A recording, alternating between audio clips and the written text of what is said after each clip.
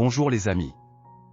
Aujourd'hui, le sujet de l'intelligence artificielle est à l'honneur, parmi les sujets les plus urgents de notre époque. Les économistes et les analystes tentent de suivre les tendances et de prédire comment tout cela peut affecter le commerce, l'économie, les ventes de biens et de services. Comment l'IA va-t-elle changer notre vie quotidienne et celle des hommes d'affaires? Réponse, bien sûr, notre vie va changer. Comment la vie humaine a-t-elle changé, par exemple, après la révolution industrielle? Il y a seulement 150 à 200 ans, la grande majorité des gens 80 ou 90% travaillaient dans l'agriculture. Les gens labouraient la terre et cultivaient de la nourriture, et le travail manuel prévalait. Mais tout a changé lorsque les tracteurs et les moissonneuses-batteuses ont été inventés, le travail manuel a perdu son caractère unique et sa valeur. Aujourd'hui, seulement 5% de la population est employée dans l'agriculture. C'est difficile à croire, à l'époque, c'était 80%, et aujourd'hui, ce n'est plus que 5%. On dirait une catastrophe, quelle horreur! Tout le monde s'est retrouvé sans travail, les machines ont pris le pain de tout le monde. Mais est-ce que ça veut dire que les gens ont perdu leur emploi? Pas du tout. Toutes ces nombreuses personnes ont trouvé d'autres occupations pour elles-mêmes. Quelqu'un, par exemple, a commencé à produire et à entretenir ces mêmes tracteurs, voitures, machines utiles. Du fait que beaucoup de temps a été libéré, de nouvelles niches sont apparues et le marché du travail a changé. Les gens avaient simplement plus de temps et d'énergie pour s'engager dans la science, l'art, d'énormes ressources humaines ont été libérées, qui, comme l'eau, ont comblé les nouveaux besoins qui sont apparus. Les besoins d'une personne elle-même changent tout au long de la vie.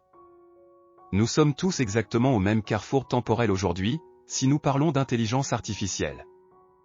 À mon avis, il n'y a pas lieu d'avoir peur de cela. Aujourd'hui, environ 60% de la main-d'œuvre sont des employés de bureau, des opérateurs informatiques qui s'assoient devant des écrans de moniteur et traduisent des informations du langage humain en numérique, appuient sur des boutons et saisissent, suppriment les données nécessaires chiffres, textes.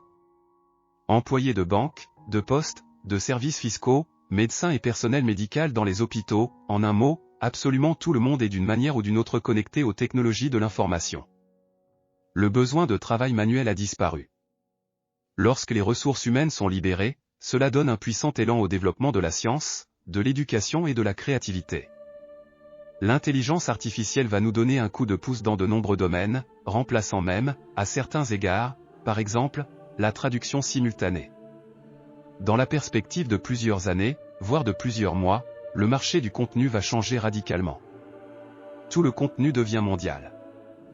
Eh bien, imaginez qu'en installant une simple application sur votre téléphone, vous puissiez communiquer en ligne avec un locuteur natif de n'importe quelle langue.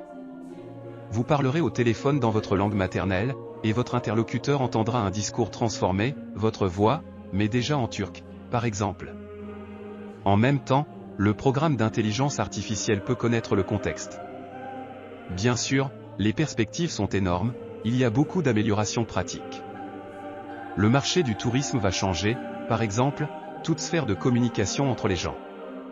Comme l'invention du réfrigérateur en son temps, cela peut affecter la vie des gens, leurs interactions. Nous ne réalisons pas aujourd'hui à quel point le réfrigérateur a changé notre vie, mais en fait, c'était une révolution qui nous a permis de conserver les aliments longtemps et facilement. Beaucoup de gens aujourd'hui ont peur de prendre du retard, de ne pas maîtriser, par exemple, ChatGPT, peur d'oublier de l'implémenter dans leurs entreprises. Du calme, s'il vous plaît, vous aurez du temps pour tout. Vous utilisez l'intelligence artificielle depuis longtemps, même sans vous en rendre compte.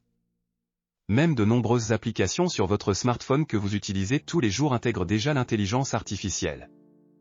Par exemple, sur les sites de recherche, dans l'appareil photo de votre téléphone, des éléments d'intelligence artificielle sont déjà intégrés. Il n'y a donc aucune raison d'avoir peur de manquer quelque chose. Imaginez que vous êtes maintenant au milieu du 19e siècle. Dans seulement 30 à 50 ans, les voitures conquériront le monde, des routes asphaltées, des bus, des camions commenceront à être construits. Et à ce moment-là, pour une raison quelconque, vous vous inquiétez, il ne faut pas le rater. Ne le ratez pas. Mes amis, pas d'histoire. Vous ne le raterez pas de toute façon. Vous comprenez ce que je veux dire? Les besoins des gens s'adaptent progressivement aux nouvelles technologies. Si vous dites à un citoyen moyen du 19e siècle qu'il doit absolument acheter une voiture, il se fera probablement un signe de tête en se disant « Laissez-moi tranquille. Je suis déjà à l'aise, j'ai une charrette et des chevaux, et je n'ai besoin de rien d'autre. » Les besoins s'adaptent à la nouveauté non pas instantanément, mais lentement. Inutile de vous arracher les cheveux aujourd'hui et de vous inquiéter, comment ne pas regretter l'intelligence artificielle? Comment suivre la tendance mondiale? Alors que tout le monde roule encore sur des charrettes et des chevaux conventionnels, l'intelligence artificielle n'a pas encore été aussi largement mise en œuvre qu'on le dit. Les besoins et la psychologie contrôlent tous les processus économiques. Si le consommateur moyen d'un produit ou d'un service n'est pas encore mature, il n'achètera pas votre nouveau produit, même le plus progressiste et le plus utile, comme vous le pensez. Ce n'est que lorsque la demande réelle augmente que vous pouvez vous inquiéter d'être en retard dans votre entreprise. Et même dans ce cas, il vaut mieux ne pas être le premier, mais prendre en compte toutes les erreurs et commencer un peu plus tard. Google n'a pas été le premier site de recherche, et d'autres ont été les premiers, par exemple Yahoo, mais les premiers n'obtiennent généralement pas de succès exceptionnel. Jusqu'à présent, l'intelligence artificielle n'est pas pertinente pour la plupart des gens sur la planète, et on ne sait pas si elle le sera dans les années à venir ou si l'intérêt se tarira tout simplement de lui-même, sans trouver de niche sous la forme de besoins réels pour les gens. Ces nouveaux besoins apparaîtront-ils? C'est une grande question. Tout ne peut pas être réalisé par la seule suggestion de masse et la publicité. L'homme est un être social, mais au sens biologique, il est un animal Homo sapiens, et avant de faire une prévision, il serait bon d'étudier la nature des besoins et la nature de l'homme. Par exemple, on entend souvent l'opinion selon laquelle l'intelligence artificielle va très bientôt changer le marketing et les ventes. Non, mes amis, ce ne sera pas le cas. Il me semble que dans la vente, cela ne remplacera jamais une personne vivante et émotive. C'est tout simplement impossible. Pensez Y, pourquoi achetez-vous habituellement un produit ou un service? Comment se déroule le processus d'achat? C'est toujours une décision émotionnelle. Vous vous promenez au marché et discutez avec de vraies personnes, vous entendez des avis différents, vous vous laissez emporter par l'émotion des vendeurs. Comme cette robe vous va bien. Oh, quelle vue magnifique! Si le vendeur ne vous convainc pas en vous proposant différentes options avec émotion, vous passerez probablement à côté et n'achèterez pas. On a tendance à communiquer et à ne faire confiance qu'à une seule personne. Vous achetez une voiture pour entendre l'admiration et l'opinion de vos amis, collègues, voisins et même du vendeur. Et le vendeur qui vous décrira le produit, partagera son opinion et ses émotions, doit nécessairement faire preuve d'empathie et d'intelligence émotionnelle. Ce qui, bien sûr, est impossible dans le cas de l'intelligence artificielle. La meilleure personne pour vous vendre un produit est, par exemple, Cristiano Ronaldo, charmant et sincère, qui dit utiliser lui-même ce produit, plutôt qu'un robot sans visage conditionnel. Intelligence artificielle. Le vendeur le plus efficace est une personne vivante, comme vous lui ferez plus facilement confiance et partagerez la communication avec lui. Mais comment pouvez-vous faire confiance à une machine sans âme? La plupart des gens n'aiment pas regarder du contenu sans visage, exprimé par un réseau neuronal. La publicité est plus susceptible d'être vendue par un blogueur vivant, une personnalité, une personne attrayante et agréable. En d'autres termes, dans les domaines où l'intelligence artificielle est efficace, elle a déjà été mise en œuvre avec succès il y a longtemps. Par exemple, diverses places de marché ou services de vente de billets d'avion. Oui, dans certaines situations, l'automatisation du processus d'achat de biens et de services est importante. Et lors du choix d'un produit impersonnel, comme par exemple un billet d'avion, la communication personnelle avec le vendeur n'est pas importante, par conséquent, les systèmes de trading automatisés prospèrent dans ce domaine. Mais la liste de ces biens et services est limitée, et pour tout le reste, la présence personnalisée d'un vendeur vivant est importante. Mais dans la plupart des domaines de notre vie, il est difficile de se passer d'une personne vivante dans la vente, sans communication, sans imitation, qui alimente l'intérêt pour le produit. Eh bien, comment peut-on se passer d'un agent immobilier, par exemple, lors de la vente d'un appartement pas très bon, illiquide et avec des vices cachés? Comment vendre un produit de mauvaise qualité sans certaines manipulations psychologiques? Dans ce cas, un ordinateur ne remplacera tout simplement jamais une personne vivante. Et dans les domaines du marketing où cela était possible et efficace, cela a été mis en œuvre depuis longtemps, vous êtes en retard. Les marchés électroniques, la publicité contextuelle et autres sont mis en œuvre depuis de nombreuses années. Une entreprise personnalisée battra toujours une entreprise sans nom. C'est pourquoi tant d'attention et d'argent sont accordés au développement des réseaux sociaux et à la construction de marques personnelles.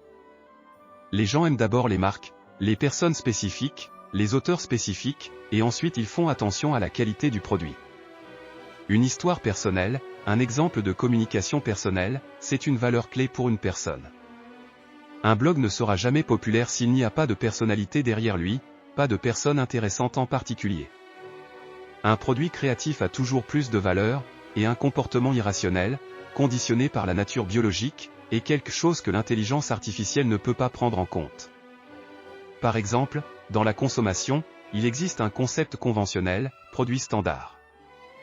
Par exemple, dans l'alimentation, c'est un morceau de viande ou de pain de qualité, c'est un produit standard, le plus demandé par les gens. Et il ne se démode jamais, il est toujours demandé, aussi bien au XVIIe siècle qu'aujourd'hui.